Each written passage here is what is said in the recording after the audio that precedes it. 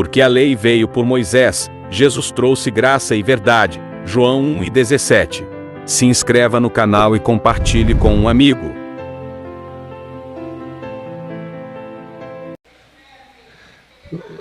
Eu vou ser breve nessa mensagem. A Vera disse que chegou 4 horas da manhã aqui. Vamos falar sobre esse assunto.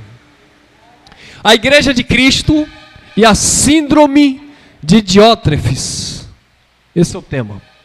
A Igreja de Cristo e a Síndrome de Diótrefes. Síndrome, condição clínica que se caracteriza por um conjunto de sinais e sintomas que podem ter diversas causas e podem ser semelhantes a uma ou mais doenças. Então esse é o sentido desta palavra, né? Síndrome é uma condição clínica caracterizada por esse conjunto aí de fatores que pode ser visto como uma ou mais doenças. Então vamos ver aqui. Terceira carta de João, capítulo 1, versículo 9. Disse o apóstolo João: escrevi alguma coisa à igreja.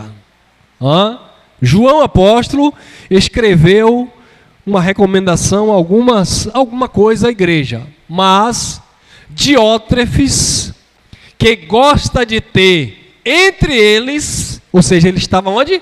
Ele estava inserido na igreja. Então você já percebe quantas pessoas e características de pessoas estão no nosso meio. Não, irmão, nós somos cristãos, no nosso meio só tem santo. Vai! Quem vendeu José foram os irmãos. Quem mandou Jesus sair da terra lá foram os irmãos de Jesus. João capítulo 7, né? Sai daqui, vai te apresentar o mundo. Nós não acreditamos em você, não. Então não é porque está no meio que está junto. Essa conversa, estamos junto? Tenha cuidado disso. Não é porque está no meio que está com a mesma mentalidade. Emineu e Fileto andavam com Paulo outrora. Paulo disse: tome cuidado com Emineu e Fileto, viu? Tome cuidado com esses homens. De tantos que andavam com Paulo, Paulo só recomendou Timóteo. Paulo disse assim: Timóteo tem o mesmo sentimento e cuidado pela igreja. E os outros? Os outros só pensam no que é seu e não no que é de Cristo. Mas estava na igreja, estava. Mas cada um tinha as suas prioridades. Apolo, grande pregador Apolo. Paulo disse: eu mandei ele para vocês aí, mas ele disse que não é ainda tempo. Só quando surgir a oportunidade, quando as coisas lhe favorecerem. Viu? Aí Paulo ia forçar Apolo? Não. Vai não, Apolo? Não, ainda não é tempo não. Ainda não estou tendo condição para ir. Agora as condições eu não sei o que ele estava exigindo, né? Então, esse Diótrefes, ele estava na igreja, mas na igreja, ele gostava de quê? De ter o quê? A primazia. A primazia quer dizer o primeiro lugar, status, reconhecimento. Né?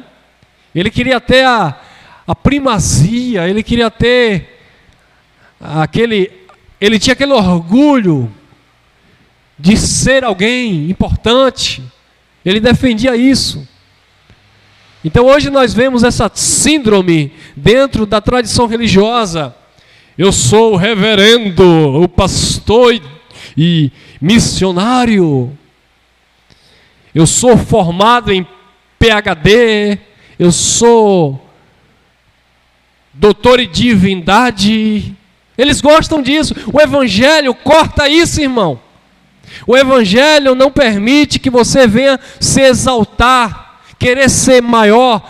Na igreja, no meio do povo de Deus, o maior é Deus. O homem é o homem. E Deus é Deus. Mas Diótrefes, ele gostava de ter entre os irmãos a primazia. Aí João disse: não nos recebe. Por que é que eles não estavam... Por que é que ele, Diótrefes, observe que esse Diótrefes, ele exercia uma liderança. Primeiro, como é que nós sabemos que ele era um líder? Primeiro, que ele gostava de ter a primazia, então ele se colocava como alguém importante. E segundo, que ele tinha certa autoridade para receber ou não receber. Então, como era que a igreja via esse homem? A igreja via esse homem como uma autoridade. E a igreja, por certo, se sujeitava não a Cristo. A igreja não se sujeitava à orientação das cartas de João. Porque Diótrefes não recebia. Pegou? Era um líder que fazia parte da igreja, mas que a palavra de Deus, escrita por João, não tinha acesso àquela comunidade. Porque Diótrefes, ele fechava a porta e deixava João com a palavra de Deus do lado de... Pegou a referência de Apocalipse? Escrevia alguma coisa à igreja, mas Diótrefes, que gosta de ter entre eles a primazia, não nos recebe. Mas não tinha alguém para dizer assim: ei, Diótrefes, nós queremos ouvir João. Diótrefes, João é apóstolo de Cristo. E João tem mandado cartas, nós queremos ouvir João. Não tinha ninguém para se levantar contra Diótrefes. Porque Diótrefes tinha a primazia. Aqui quem manda sou eu. Eu sou bispo dessa igreja. Deus me ungiu neste lugar. Se você é contra a palavra que eu prego, que você saia daqui. Aqui eu sou autoridade. Aqui eu consagro, aqui eu desconsagro.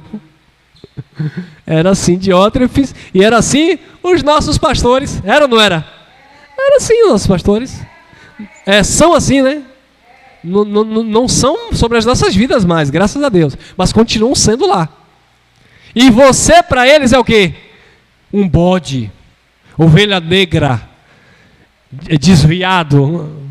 Se está lá, é ovelha, é ungido, é consagrado, é membro. Se saiu de lá, rebelde, veio para cá criar tumulto, eu sou Diótrefes, aqui quem tem a primazia sou eu, cai fora daqui. Mas e Jesus quer falar para a igreja? Jesus fala aqui? Não, aqui nós falamos em nome de Jesus, mas Jesus não fala aqui. Lá na igreja, por certo, havia pregação de Yeshua. Lá na igreja havia fala de Moisés. Lá na igreja havia profecia.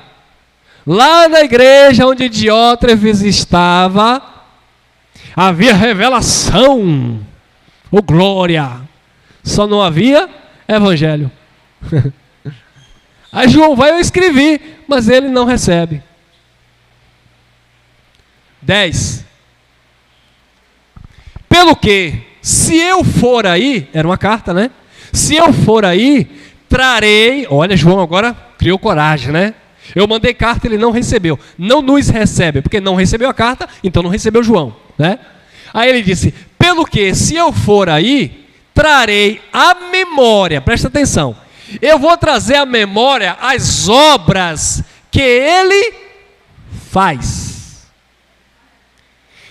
Então João estava dizendo que a igreja estava enfeitiçada. A igreja estava embriagada. A igreja não discernia e não lembrava quem era esse indivíduo. A igreja tinha esquecido da prática desses homens. Só que João sabia de tudo. João estava dizendo, ele manda em vocês, ele tem a primazia, ele é um principado, ele é uma potestade, ele não deixa as nossas cartas chegarem até vocês, as nossas orientações pelo Espírito. Se eu for aí, eu vou trazer a memória, eu vou lembrar vocês, trazer a memória, eu vou recordar vocês quem era esse indivíduo. Vocês esqueceram, foi? Vocês esqueceram que esse homem aprontou? Se eu for aí, trarei à memória as obras que ele fez, não, que ele faz. Ou seja, eram situações que ele estava ali fazendo, praticando. Não era passado, era presente. Ou seja, ele estava fazendo coisa errada dentro daquela comunidade, mas ele manipulava aquela comunidade, porque ele era uma autoridade, ele tinha primazia naquela comunidade, que tudo que ele fazia e tudo que ele dizia, a igreja dizia, amém.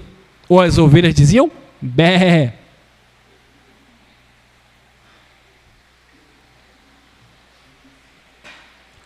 Presta atenção, olha para mim. O pastor daquela igreja adulterou a igreja cheia. Psiu, não, quem somos nós para julgar? A palavra de Deus diz que quem julga é Deus. E está escrito, meu irmão, com a medida que medides, serás medido. Por quê? Porque Diótrefes traiu a pastora. Mas nós não temos nada a ver com isso e continua na igreja. Por quê? Porque Diótrefes é uma autoridade. O pastor roubou, se envolveu com coisa errada, está fazendo o jogo do tigrinho, envolveu toda a igreja perdeu dinheiro. Aí alguém de fora, ei rapaz, como é que você se sujeita a esse homem aí, rapaz? Eu quero trazer à memória o que esse homem está fazendo. Aqui na minha cidade ele é agiota, empresta juro, anda até armado. Mas aí na comunidade, ele é pastor de vocês. Cuidado com as obras dele, viu? Está repreendido, João. Nós não queremos te ouvir, não. Aqui quem nos governa é Diótrefes, o meu pastor. Ei, rapaz, esse pastor aí que está inventando campanha de Gideão, campanha de Isaac, fogueira bamba, oferta para comprar avião. Esse homem tem mansão em Orlando, Estados Unidos. Esse homem é dono até de banco e de rede de televisão. Em nome de Jesus. Você não tem nada a ver com isso. Ele é o nosso bispo.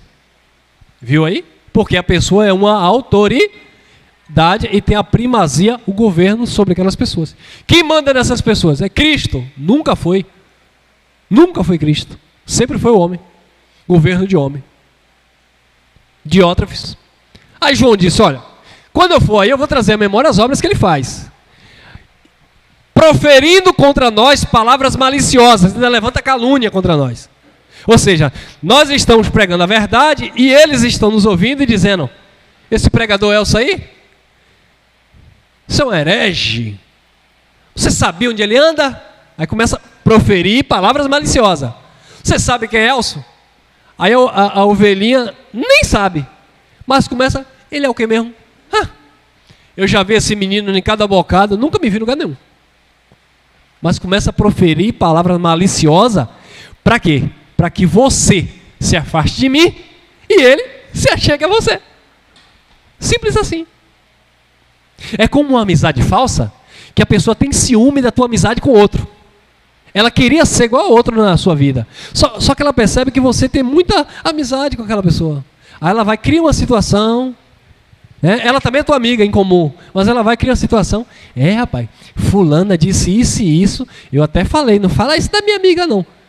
Aí você já começa a criar uma situação, ter uma visão contrária que você tinha. Aí daqui a pouco você perde aquela amizade porque a outra fez um inferno para ter a tua amizade. Isso acontece muito dentro de igreja. Muito! Obreiro com ciúme do pastor. Evangelista com ciúme de diácono. Digo isso porque um dia eu fui diácono de uma igreja e os evangelistas ficavam pelo aqui, ó. Por que o diácono prega mais do que o evangelista? Porque o diácono vai para outras igrejas e os evangelistas não vão. Aí eu ficava igual coelho, dormindo com o olho aberto. Eu sabia que tinha irmão ali que me dava a paz do Senhor, comia a Páscoa comigo, a chamada ceia, mas tudo com ciúme do meu ministério. Brincadeira não, irmão. Tudo, falar igual aqueles pentecostais agora. Tudo com ciúme da túnica de José. Porque a túnica de José era mais bonita do que a dos irmãos. Tem gente assim, irmão. E detalhe, tem gente assim na igreja. Na sua família tem gente assim. Na sua família mesmo tem gente assim. Só você... Não estou criando intriga não, mas você sabe que tem. Uma prima que nunca casou tem ciúme de você porque é casada. Um primo que nunca casou, um irmão que nunca conseguiu uma vida profissional e você tem sua vida estabilizada financeiramente. Tem, irmão. Infelizmente tem. Aí, ó, dentro da igreja. Ele profere palavras maliciosas. E não contente com isto, em proferir palavras maliciosas, ele não somente deixa de receber os irmãos, no caso que levava as escritas, os irmãos de João, mas aos que querem receber, os que estavam dentro da igreja, ele proíbe de o fazerem e ainda os exclui da igreja. Ou seja, as cartas chegavam através da vida de João, João mandava algumas pessoas levarem, ele não recebia aqueles irmãos que eram enviados por João, e alguns irmãos da igreja, onde ele tinha a primazia, que recebia, ou que queria receber, ele proibia e ainda excluía da igreja. Ei, rapaz, eu sou seu pastor, viu? Não é para você receber mensagem de Elcio aí no YouTube, não. Eu sou pastor de vocês, viu? Se eu ver você ouvindo mensagem do irmão Elcio, eu vou lhe expulsar da igreja. Não, pastor, eu só vi só um tema que eu achei interessante. Você não tem que ouvir esses pastores de YouTube. Eu sou seu pastor. Eu sou seu pastor, então você tem que me ouvir. Se você ouvir esses pregadores de YouTube, eu vou lhe excluir da igreja. Primeiro já começo tirando o cargo. É evangelista, eu vou tirar. É diácono, eu vou tirar. Só não tira o dízimo do irmão, né? O irmão tem que continuar dando dízimo. O irmão perde a função. A funcionalidade, mas o dízimo, o irmão... Cadê que ele diz assim, ó, se você ouvir o irmão Elcio, eu não vou receber mais seu dízimo, não diz.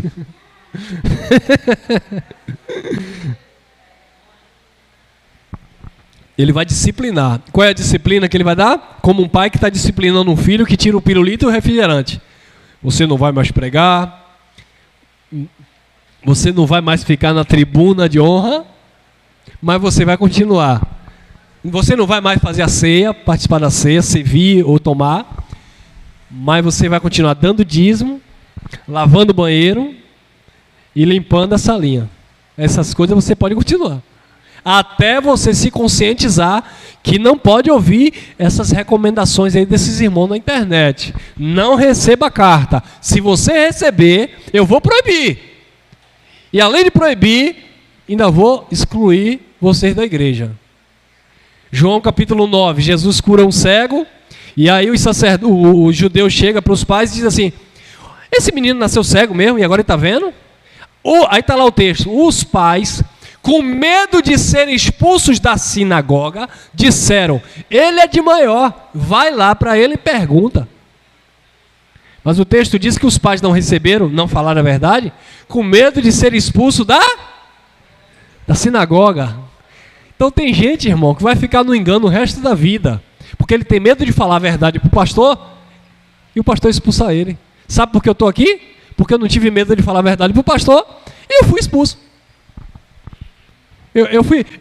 Eu fui chamado para sair. Eu fui convidado, né, irmão? Obrigado. Eu fui convidado a dar licença. Fui convidado a sair. É uma expulsão das entrelinhas, né? É isso que acontece. Mateus 23, 13. Mas, dizendo Jesus, ai de vós, escribas e fariseus, hipócrita, diótrefes, síndrome de Diótrefes. Mas ai de vós, escribas e fariseus. Você percebe que o problema aqui não está em ser escriba e não está em ser fariseu. Paulo era o quê? Fariseu. Nicodemos, fariseu. Havia também alguns escribas escritores, rabinos, mestres, que acreditavam em Jesus. A questão não é ser fariseu, ser da religião A, B ou C, ser teólogo, escriba. A questão está aqui, ó. Ser hipócrita. A questão não é se você é da graça, se você é do sistema religioso, se você é da igreja da pomba, da igreja do véu. A questão não é se você é dessas denominações. A questão é, você é verdadeiro, você está de fato acreditando naquilo, ou você é um hipócrita, um oportunista, que está lá porque você quer alguma coisa, porque você sonha com alguma coisa. Você está na graça porque você ama a graça de Deus. Você se reúne, você prega porque você ama a graça de Deus, ou porque você é um hipócrita? Está querendo se aparecer? Ou querendo ganhar de alguma forma alguma coisa, algum reconhecimento? Ô irmão Elcio, você não prega a graça de Deus com hipocrisia não, porque você quer esfregar para o sistema que você tem a verdade e que esses pastores famosos aí estão tudo em mentira?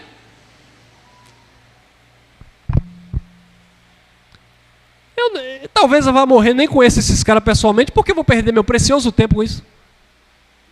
Eu vou ficar brigando com esses principados, com essas potestades? Eu vou ganhar o quê? Brigando com esses pastores, dono de avião, dono de templo, dono de televisão. Eu vou ganhar o quê com eles? Eu vou ganhar processo se eu vacilar. Perseguição. Então não tem nada a ver com eles. Então por que você prega uma mensagem que vai de encontro a esses homens? Para salvar as almas dos filhos de Deus que amam a verdade. Eu não tenho nada a ver com esses líderes. Se eles roubam, se eles matam, se eles se prostituem, eu não tenho nada a ver com eles.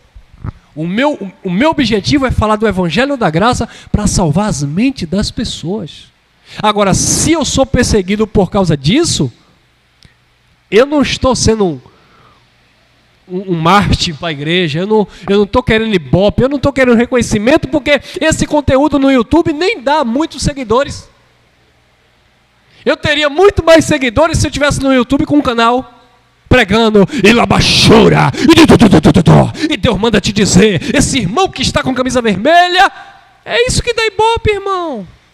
É isso que gera engajamento, propagação de engano, piadas, essas coisas. Eu estou no YouTube para ficar rico, pregando a graça de Deus? Não faz nenhum sentido. Eu estou pregando contra um sistema religioso porque meu sonho é abrir umas 50 MGVs no Brasil afora e pregar a graça na televisão. Quando é que você vai ver a graça de Deus na televisão? Desculpa falar, nunca. O sistema está corrompido. Ah, irmãos, mas se Deus quiser, tu vai pregar a graça de Deus na televisão. Só que não depende de Deus para eu pregar a graça na televisão. Sabe por quê? Porque a graça de Deus não tem que estar na televisão. Tem que estar nos corações. Eu tenho que pregar a graça de Deus para alguém que está na televisão. Não que eu vou pregar na televisão. Quem entendeu o manto? Tem uma moça que ela trabalha na Record. Ela está na televisão. Ela é funcionária lá da Record. E ela me ligou, falou, professor, eu quero treinar com o senhor. Quero fazer boxe. Passei por uma situação difícil aí, tive um câncer. E ela, eu trabalho na TV, tal e tal, sou editora tal, de alguma coisa lá. Trabalho lá dentro. E eu estou um pouco triste, tive câncer, entrei em depressão. Falei, foi. Sou crente, meu pastor morreu. Falei, meu irmão, é o que Paulo disse, né? Firme de tudo para com todos. Aí eu entrei. Meu irmão, sou cristão também, eu ministro o evangelho. Você é pastor, é? Eu falei, sou. E ó, palavra, graça. Agora ela liga para mim, ela não diz assim, professor. Ela liga para mim, pastor, continue orando por mim. Ela está na televisão, eu não, mas ela está lá, por lá. Que ela vai lá e eu começo a falar o evangelho, e a gente não começou o treino ainda, quando começar vai intensificar mais, vou continuar, vou me aproximar mais. Entendeu? Por quê? Porque existem lugares que eu não vou, mas alguém vai. Alguém que recebeu a palavra que eu dei. Alguém que recebeu a palavra que você deu. Por isso que eu falo que antigamente a religião me ensinava a criticar um policial que era crente. Não pode ser policial e ser crente. Não pode ser um atleta e ser crente. Não pode ser um músico secular e ser crente ao mesmo tempo. Depois eu parei. Eu não vou pregar para um músico. Eu vou ter condição de pregar para um cantor?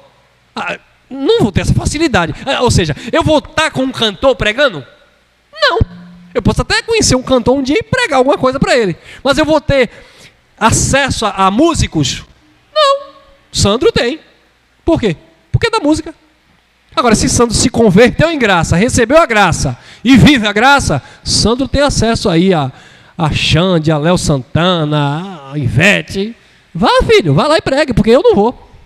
Eu tenho acesso a Popó, eu tenho acesso aos atletas. Aí eu posso. Sandro vai? Cunha vai lá onde eu vou pregar o evangelho? Não vai.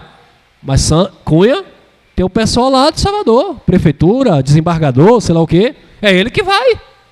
Eu não tenho acesso às comunidades, às amizades do irmão Geraldo, das irmãs, dos irmãos. Eu não tenho acesso. Vocês têm. Aprende o evangelho, vai, prega o evangelho. Então é assim que o evangelho vai se expandindo. A questão não é quem está pregando, é quem está recebendo. Mas eu preguei com hipocrisia, eu preguei para me aparecer. Paulo disse, deixa. Se for por inveja, se for por contenda, não importa. O importante é quem recebeu. Se o irmão Elcio pregar por inveja, por contenda, por briga da religião, e você receber a palavra, se curar, e você começar a dar fruto, glória a Deus, louvado seja Deus. A hipocrisia não está em você, estava em Elcio. Entendeu aí? Então a questão não é o escriba, fariseu, religião, cantor, atleta, escritor. A questão é isso aqui, ó. Eu conheço o crente em graça hipócrita, e conheço o ateu que não é hipócrita. Eu conheço o crente em graça hipócrita e conheço o religioso, católico ou romano, que são verdadeiros, que não são hipócritas. E aí? É forte isso, né? Eu conheço casais que vivem em pé de guerra, brigando, crente, até em graça, e tem casal que vive junto, que nem nunca casou no civil, nem no religioso, tem filhos e vive super bem, exemplo na sociedade. E agora? Eu conheço crente que não consegue estender a mão para abençoar alguém. Eu conheço gente que nem é crente, nem é da igreja, não é de nada, mas faz um trabalho, tem uma generosidade, tem um coração. É fácil o evangélico falar da irmã Dulce, quando ele não fez nem a unha do que a irmã Dulce fez. Mas uma coisa não justifica a outra. Eu não estou dizendo que justifica. Eu estou falando em ser hipócrita e ser verdadeiro. E ela era verdadeira naquilo que ela se propôs a fazer. Naquilo que ela fazia. Ela não cuidava de pobre visando um deputado, um político chegar na conta dela e derramar fundos e mais fundos para manter a ONG dela. Ela fazia isso? Tenho certeza que não. Agora, hoje em dia, tem crente fazendo isso ou não tem? Tem. Tem crente aí, pastor, inventando ONG, inventando coisa para receber recursos. Aí, para disfarçar, dá umas 10 cestas básicas na comunidade. E ó.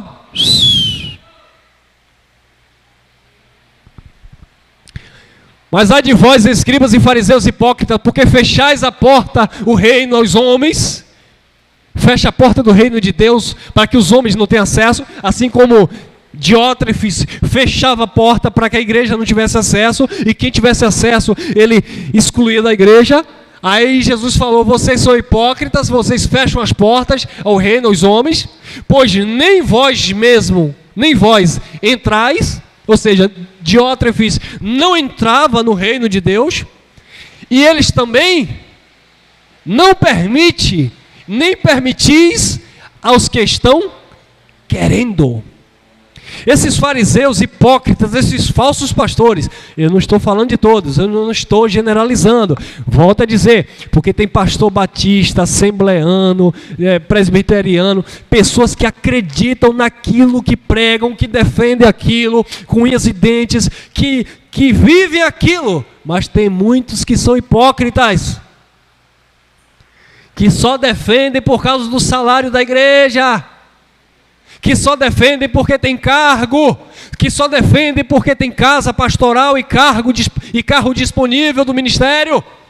São hipócritas. Eles não recebem a palavra do reino e não deixam ninguém de lá receber. Uma vez eu fui ministrar para um irmão chamado... Dá nome não, né? Vou dar nome não. Eu fui ministrar para um irmão que ele era de uma igreja. E ele disse assim para mim: olha, a nossa igreja tem a visão da graça. Só que tem coisa lá que eu não vou ficar lá. Eu não vou ficar lá, eu vou sair e eu vou pregar o evangelho da graça. Eu falei: você é pastor lá? Eu e minha esposa fomos consagrados lá. Só que eu não vou ficar lá, eu vou pregar essa palavra que vocês pregam, porque eu acredito na mensagem da graça. Aí eu pensei. Falei: tá bom, irmão, seja bem-vindo, então vamos lá. Ele nunca veio aqui. Só que eu pregava em uma casa em Salvador que ele ia. Na casa de um casal de irmãos. Quando foi um dia, ele chegou lá e disse assim: irmão Elcio, vamos abrir uma igreja junto? Eu digo: hã? Ele queria sair da igreja e aí me convidou a abrir uma igreja junto. Falei: abrir uma igreja junto? Eu falei: ó irmão, lá em Lauro de Freitas eu já reúno pessoas. Nós estávamos no Parque São Paulo. Então, não tem como eu abrir uma igreja com ninguém. A igreja é de Cristo e eu já reúno os irmãos lá. Agora, se o irmão quiser abrir uma congregação, um espaço para reunir, eu posso até te dar uma força. Ele: não, eu quero abrir uma igreja junto com o irmão. Eu, o irmão, minha esposa. Aí eu pensei, ele disse que vai sair da igreja por causa da graça. Agora ele quer abrir uma igreja comigo. Aí ele disse assim: é porque na verdade minha esposa tem um dom de revelação também, lá não aceita. Eu digo: então você quer abrir uma igreja em graça comigo, para eu permitir, nós dois, permitirmos que a sua esposa, que foi consagrada pastora lá, revele. Ele é, irmão, porque na graça tem revelação, não tem? Paulo não recebeu revelação. Paulo não recebeu revelação? Aí começou a misturar tudo. Eu falei: não, meu irmão, fique na paz. Para onde ele foi? Voltou para o sistema de novo. E hoje prega o quê? O sistema. E a graça que ele conheceu na casa do irmão que eu preguei? Eu dei pérola aos porcos. Ele não entrou no reino e fechou as portas. Pois nem vós entrais, nem permitis aos que estão querendo entrar. Tem gente que vai ficar assim de boca aberta quando você começar a pregar a graça. Aí vai ter um do lado, crente. Não é o ateu, não é o católico, não é um macumbeiro, é o evangélico. Ele vai estar do teu lado. Quando você falar assim: Deus nos chamou, nos escolheu, Deus não habita em templo feito por mão de homens, nós somos a casa de Deus. Dízimo era uma prática judaica, ele vai estar ali do teu lado. Quando tu der as costas, se ele não te interromper, né? Que são mal educados. Quando tu der as costas, ele vai chamar o irmão e vai dizer: cuidado com o irmão cerqueira. Esse irmão é um desviado, ele saiu da igreja aqui e está vindo com essas conversas agora, que não precisa batizar, que não precisa cear. Tome cuidado. Ele não deixa aquele que queria entrar no reino, receber a palavra do reino, o governo de Cristo. Eles nem entram e eles proíbem também quem está querendo entrar. Então por isso que a graça de Deus, ela não pode ser pregada assim, irmão. Eu vou botar uma caixa ali no meio da praça, vou convidar os irmãos, e a gente vai cantar um louvor e vou pregar a graça na praça. Não funciona. Eu só vou criar confusão. Eu vou botar ali no meio da praça, vou pregar 2 horas, vou falar da graça. A maioria tudo é crente já. Porque a maioria tudo já faz parte de uma religião, A ou B. Vou começar a me apontar. O doido diz que não tem dízimo, diz que o diabo não existe. Eu vou ganhar quem para a graça, para o reino? Ninguém. A nossa mensagem é pregada nas cavernas. A nossa mensagem é pregada dentro do nosso quarto. Entra todo mundo, fecha a porta e o Espírito ensina.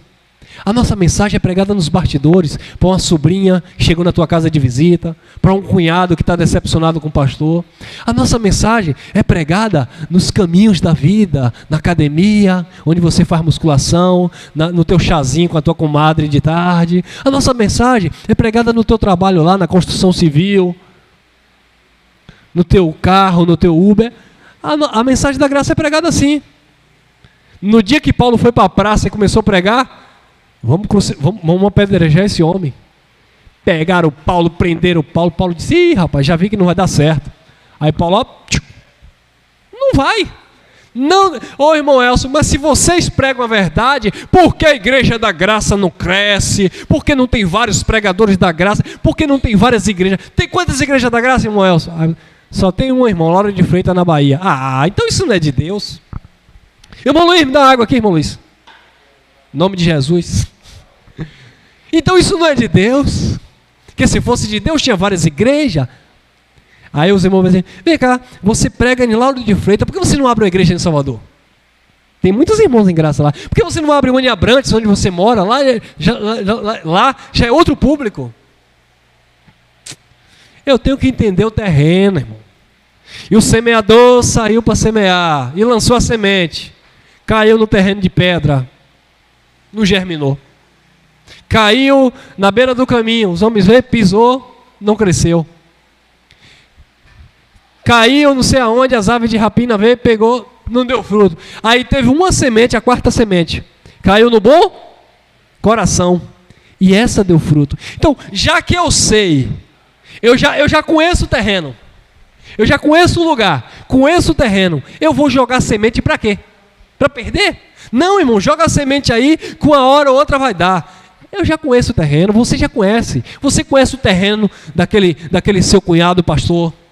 Você sabe que ele morre pela religião, nunca vai aceitar graça.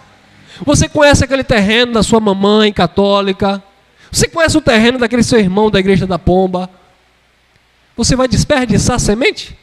Ao invés de você jogar essa semente na beira do caminho para ser pisado, guarda essa semente, ora ao Pai, e no momento quando você perceber aquele terreno fértil, aquele terreno inconformado com o sistema, ei, irmão, eu estou em um lugar que só misericórdia, é muito engano, é muito pede, é muita coisa. Aí você joga essa semente, ó. Daqui a pouco essa semente cresce e está aqui com a gente dando glória. Amém? Não, irmão, mas eu tenho que cumprir o ID do Senhor. Pode cumprir o ID, mas nem todo mundo vai crer. E você tem discernimento. Quando você perceber que aquela pessoa não vai crer, você vai ficar dando murro em ponta de faca. Porque em graça nós não saímos aí 3 horas da tarde dando folheto? Porque aquilo não ganha ninguém para Jesus. Aquilo ali leva as pessoas para o aprisco do homem. Alguém lá se converte a Cristo? Muda de vida? Muda. Se converte a Cristo, não, muda de vida. Deixa de beber, deixa de usar droga. É bom? Doutrina as pessoas. Melhor estar dentro de uma igreja sem fumar, sem beber, sem matar, do que estar no mundo fazendo isso. Fora, né? No mundo todo mundo está. Mas não é para Cristo. Então a graça de Deus não tem esse perfil. A graça de Deus é para curar, para sarar, para converter. E para converter, não é dando um folheto na rua, não é botando uma caixa em uma praça e gritando que não existe o diabo, que não precisa dizimar. Não é isso. Agora, como eu falei em off aqui, hoje, se eu for chamado para pregar dentro de uma igreja evangélica, eu vou. Porque eu já tenho o discernimento de como eu farei para, nas entrelinhas, alcançar alguém ali que está ali com coração fértil, terreno pronto, para receber a boa semente. Eu posso pregar para 50 lá dentro. Eu tenho certeza que um ou outro vai olhar e vai dizer, ó, vai só fazer assim, ó. É esse aí que o Pai alcançou. Amém? É esse que quer entrar na palavra do reino.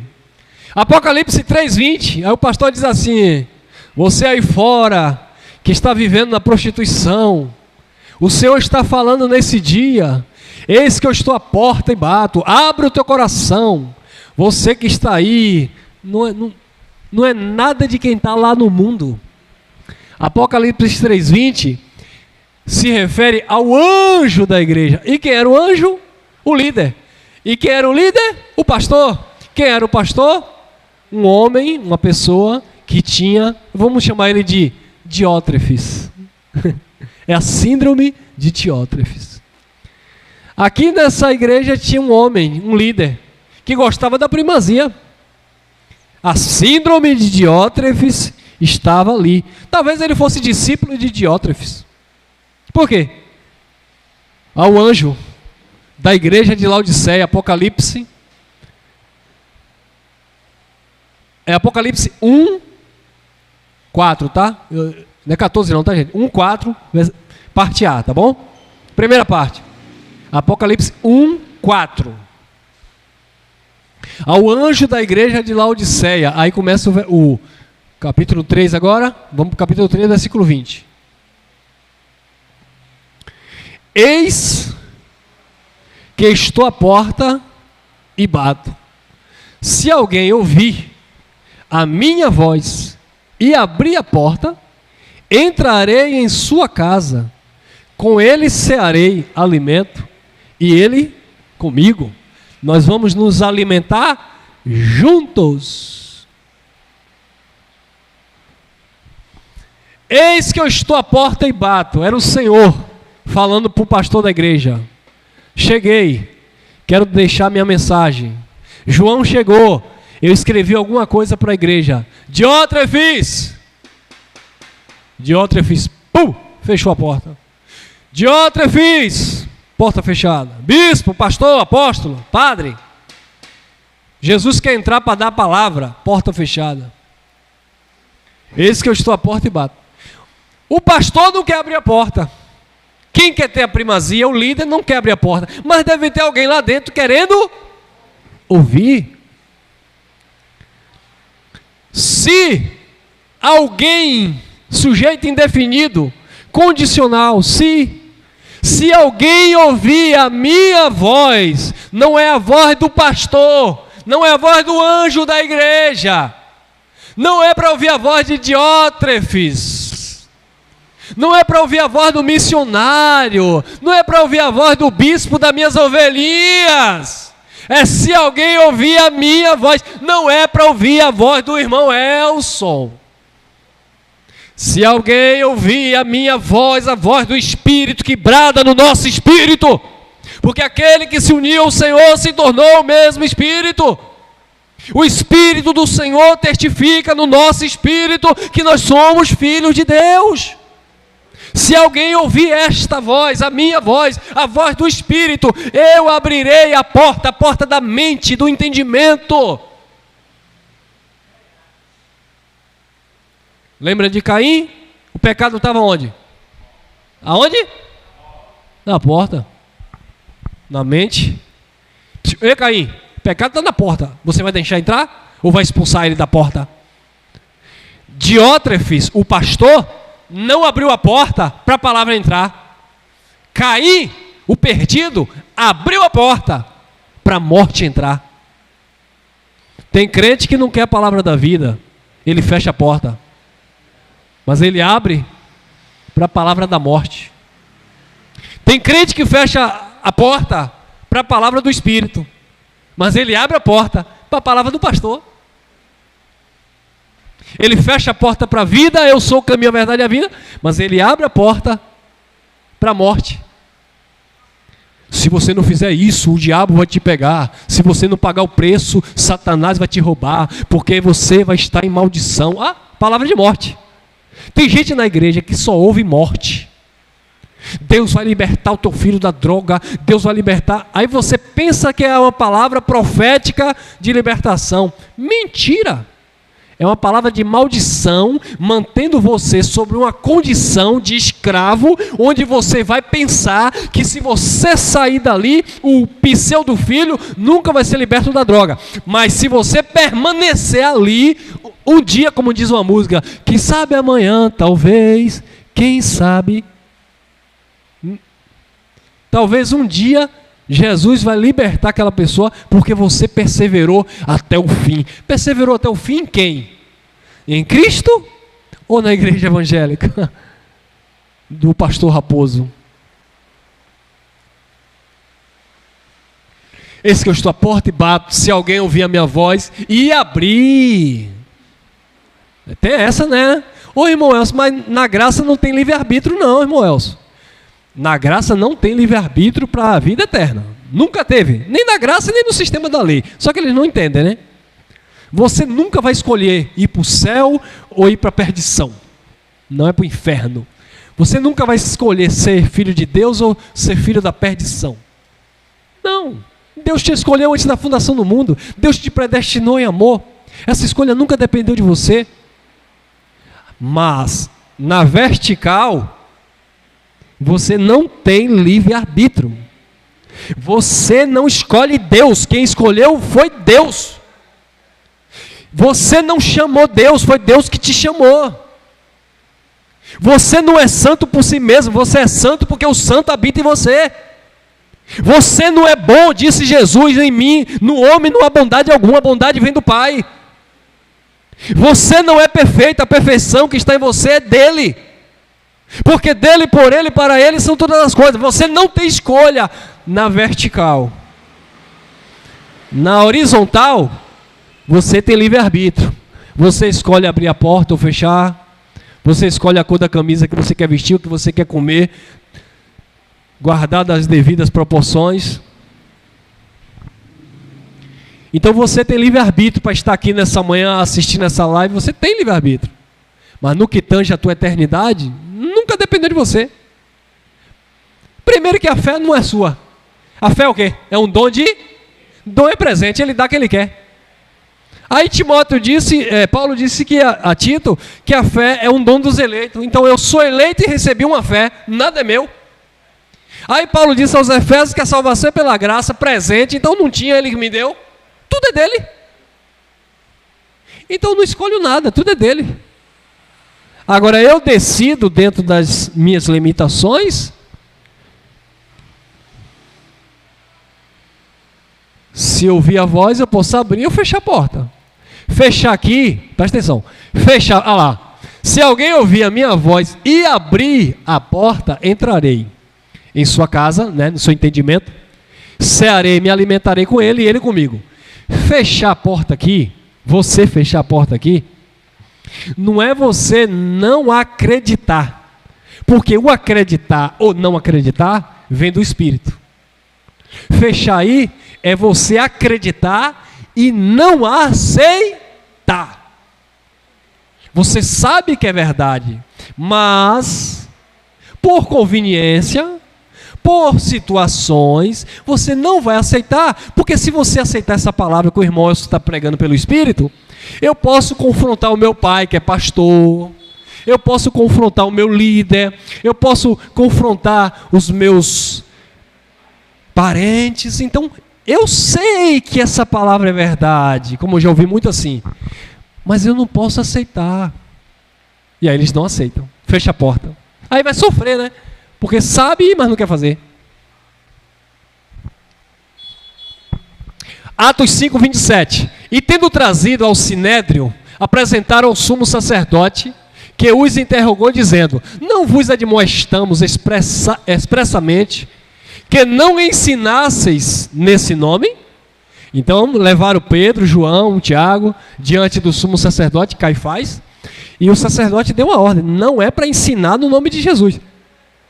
Não é pregar, é não ensinar. A pregação não ensina. O que dá conhecimento é o ensinamento. Não é para ensinar nesse nome.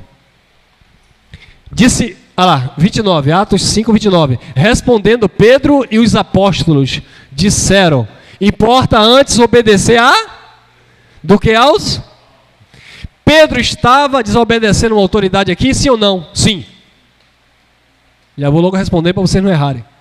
Por quê? Porque Caifás era uma autoridade. Mas a autoridade de Caifás era superior à autoridade de Cristo? Não. A autoridade do pastor que manda você sacrificar no monte é maior do que a autoridade de Cristo? A autoridade do pastor que manda você pagar o preço, dar dízimo, fazer isso, sambar na igreja, jogar cadeira, é maior do que Cristo? Então eu não respeito a autoridade de pastor. Aliás, eu não reconheço, respeito porque temos que respeitar, né? Eu não reconheço a autoridade de homem sobre a minha vida. Eu reconheço a autoridade de Cristo. Você não tem que reconhecer a minha autoridade sobre você. Você tem que reconhecer a autoridade do Cristo ressuscitado, de Deus, sobre a sua vida. Agora, você deve me respeitar, como o respeito tem que ser mútuo. Amém? Independente de qualquer coisa, eu tenho que te respeitar e você deve também respeitar a mim. Mas se sujeitar, só o Pai. Caifás era uma autoridade. Mas lá em Romanos 13 diz que tem que se sujeitar à autoridade. E tem que contextualizar, senão o pastor te engana, ele mistura tudo. Ali é outro contexto, é outra coisa. Aquele contexto ali está mais ou menos no contexto que Jesus falou. Dê a César o que é de... e a Deus o que é de Deus. Não tem nada a ver de um contexto religioso. Tinha a ver de um contexto político, governamental. É outra história. É outra história, tá? Porque senão, o pastor usa isso, né? Está escrito em Romanos 13, tem que se sujeitar à autoridade. Eu sou pastor, eu sou tua autoridade. Pelo contrário, você está aqui, pastor, para me servir. Se a igreja reconhecer essa verdade, chegava para o bispo e dizia: bispo, você está aqui para me servir. Você tem que estudar para pegar a palavra para mim, me edificar. Você tem que cuidar da minha vida emocional nessas questões que eu tenho limitação, porque você é um servo de Deus, você estuda, então você está aqui para me ajudar, para me orientar, e não eu me sujeitar a você, a vossa senhoria. Eu só me dobro diante do Pai. Então foi isso que Pedro disse, e os apóstolos. Importa antes, não é que eu não obedeça a você, não é que eu não reconheça você, eu reconheço, mas eu não me sujeito. Importa antes obedecer a Deus do que aos homens. Vamos lá, vamos adiantar. Gálatas, capítulo 1, versículo 10. Pois busco eu, disse Paulo, pois busco eu agora a aprovação, ou agradar, ao agrado, ou a aprovação dos homens ou a de Deus? Ou procuro agradar os homens? Se estivesse ainda agradando aos homens, não seria servo de... Se Paulo estivesse ainda agradando aos sacerdotes que ele pegava a carta, ele não era servo de Cristo.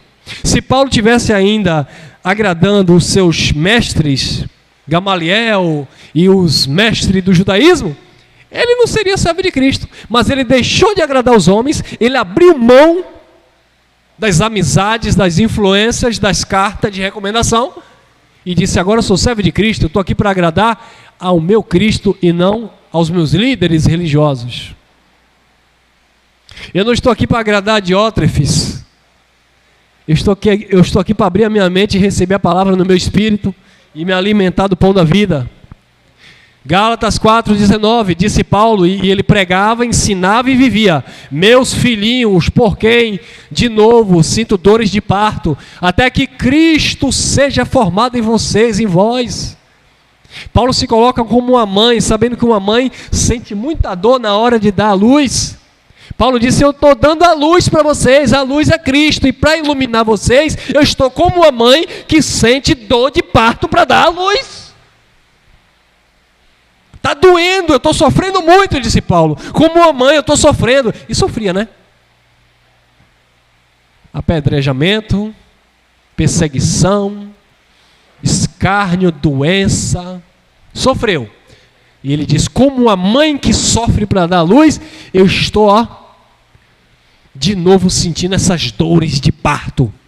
Parto é quem dá luz. Eu quero gerar vocês, dizendo Paulo, eu quero gerar vocês em Cristo. Eu sou Paulo não era o dono, mas Paulo era aquele que iria levar essa luz, assim como João Batista abriu o caminho até Cristo. Paulo era esse que ia levar o conhecimento do Cristo ressuscitado às nações. Mas ele sofreu. Nós sofremos dentro das nossas condições também, né? 2 Coríntios 11:2. Porque estou zeloso. Zeloso é cuidado, não é? Porque eu estou com cuidado de vocês, cuidado de vós, com zelo, com cuidado de Deus. O meu cuidado é o cuidado de Deus, não é um cuidado pessoal, é um cuidado de Deus. Para vos apresentar como uma virgem pura a um só marido, Cristo. Paulo usa novamente a questão da da figura de linguagem do Velho Testamento, onde a mulher para casar tinha que ser virgem, e o pai e a mamãe pegava a virgem e dava, entregava ao marido. O marido pagava, o dote, né? O marido pagava o dote aos pais, e o papai e a mamãe, no judaísmo, tá? Dentro daquela cultura. E papai e mamãe pegavam a sua filha virgem, pura, nunca tinha sido tocada por outro homem, e dava àquele que seria o seu marido. Aí Paulo disse: olha, eu estou zeloso de vocês com o zelo de Deus, para vos apresentar essa igreja a Deus como uma virgem pura, um só marido. Quem é o marido? É Moisés. Quem é o marido? É Elias. Quem é o marido? É Pedro. Quem é o marido? É Tiago. Quem é o marido? É Paulo. Não, o marido é Cristo. Você só pertence a Ele. Quem é o marido? É o irmão Elcio, é o bispo. Pede mais cedo, pede mais tarde. Não.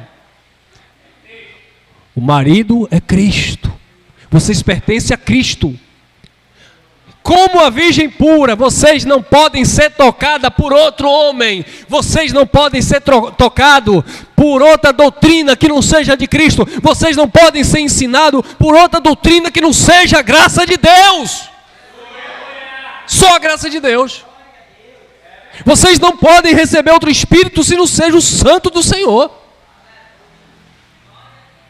Eu preciso lutar para apresentar vocês como a virgem no Antigo Testamento, a igreja pura.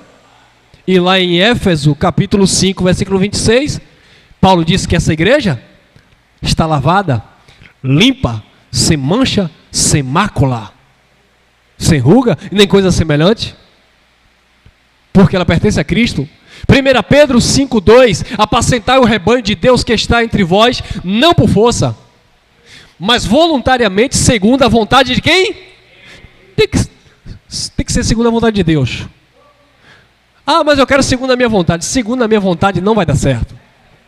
Segundo a vontade de Deus, nem por torpe ganância me dá, eu quero, sacrifica, oferta, dê. Nem por torpe ganância, mas de boa vontade, de boa mente, voluntariamente. Então eu não tenho que estar aqui orientando, pregando para vocês, nem por torpe ganância, de olho no bolso de vocês. Não posso estar aqui, eu vou pregar de olho no bolso dos irmãos. Aí eu estava pregando a religião, que era mais fácil enganar. Primeiro que na graça eu não vou enganar. Porque vocês sabem, antes de eu falar alguma coisa aqui, vocês já sabem. Na religião que as pessoas enganam. Dizem que é para Deus, dizem que se você não der, o diabo pega você. Diz que se você não fizer, o diabo vai botar uma doença. Aí fica fácil pegar o dinheiro das pessoas. Na graça não tem como, irmão. Então, eu não posso ter torpe ganância. Se a gente vai ter condição, não sei. Se não vai ter, não sei. Vamos continuar falando da simplicidade do Espírito. Ô irmão, vai entrar aí, irmão, centenas de pessoas e vai receber a graça, irmão, e vai contribuir, irmão, vai ofertar, irmão. Ou, irmão, você vai comprar um terreno, vai fazer não um templo religioso, mas um espaço da graça. Amém, glória a Deus. Mas isso não pode gerar em mim vaidade, ganância. Eu não sou dono. Na graça não tem carteira assinada de membro. Não existe isso. Mas de boa mente, de boa vontade, voluntariamente. 5:3. Nem como dominadores, eu não posso ser diótrefes na vida de vocês. Eu não posso dizer, você não vai, você entra, você não entra, você recebe, você não recebe. Não posso. Nem como dominadores sobre os que vos foram confiados, mas servindo de exemplo, na linguagem de Pedro, ao rebanho. Você não é boi, você não é ovelha, então você não é rebanho, você é filho.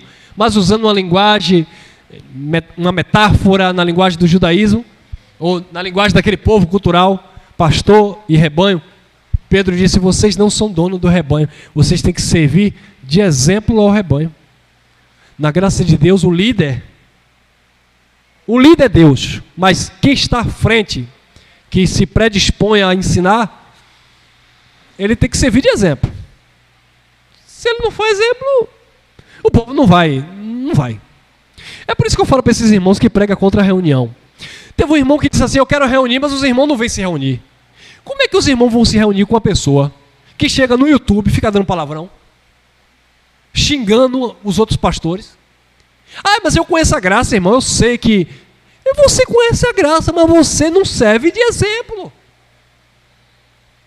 É dando palavrão, discutindo na rede social por causa de político, xingando. E, às vezes não é nem palavrão, às vezes são palavras que não convêm a pessoas de Deus, tudo bem? Comportamentos estranhos.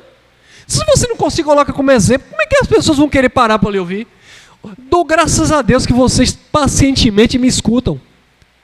Mas eu preciso manter um padrão de alguém que quer ser ouvido. Porque se eu me proponho a falar de Cristo aqui, vocês não estão aqui para ouvir a história da Ana Maria Braga.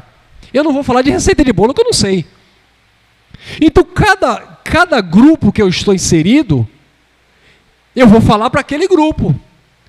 Aqui eu estou falando para o grupo da igreja, os filhos de Deus. Quando eu estou falando para o pessoal do esporte, é o grupo do esporte. Eles vão entender a minha linguagem. Mas uma coisa não descaracteriza a outra. Não é porque eu estou falando para um grupo do esporte que eu vou usar uma linguagem baixa, impura. Aí quando eu vier falar de Cristo, meus amados irmãos, graça e paz, que o Espírito esteja ministrando na vida de vocês. Aí eu vou falar agora para os atletas, filhos não sei o que, miserável, BBB, não, porque aqui, aí o abençoado, tu não é crente? Tem um aluno meu que quer vir aqui reunir, toca teclado, ele disse que vem aqui tocar teclado. Ele disse, eu era da igreja aí, mas eu saí, não gostei de umas coisas lá, eu quero conhecer a sua igreja. Mas por que ele está dizendo que quer conhecer a nossa igreja? Eu sou professor dele de luta, mas ele me vê todo dia lá. Ele sabe como eu me comporto. Agora imagine se eu me comporto lá no meio dos atletas, de qualquer jeito, falo qualquer coisa. Esse menino aí é pastor, é? Esse professor disse que é pastor? Não. Então tem mãe dos alunos que acompanham as redes sociais, que acompanham as mensagens. Tem alunos que acompanham as nossas mensagens. Ali eu sou professor, mas ele sabe que eu também exerço um papel de uma pessoa que lidera um grupo de cristão. Entendeu o que eu estou falando? Então não adianta você...